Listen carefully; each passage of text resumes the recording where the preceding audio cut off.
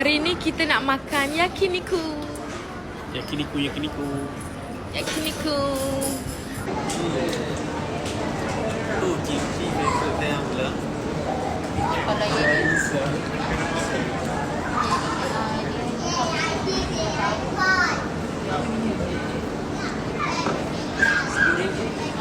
lepas tu flower resep dalam nama tu dan sampai tinggi aura kamera ini dia. Kepada siapa sahaja yang tidak menyukai saya nak awak tahu. Pertama, saya tak kisah. Kedua, bloklah saya, tolonglah. Sebab apa? Kalau awak tak suka saya, awak akan fitnah saya. So awak dapat dosa. So baik awak blok saya tu. Tak apa. Kalau awak tak nak blok saya boleh blok awak. Okay.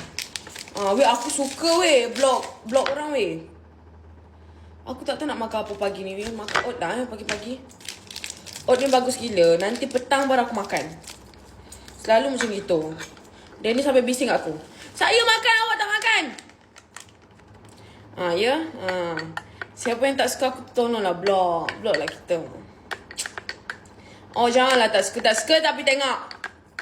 Cubit kan. Biasa ni. Awak tak suka ke sebenarnya ke awak suka? Ke awak besar hati ke? Jujur je, janji. Kunci aku. Bismillah. Sedap lah. Dia tak tawar, dia rasa coklat.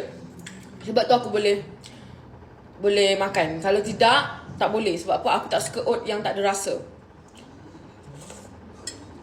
Lepas tu dia buat kenyang 4 ke 5 jam macam tu.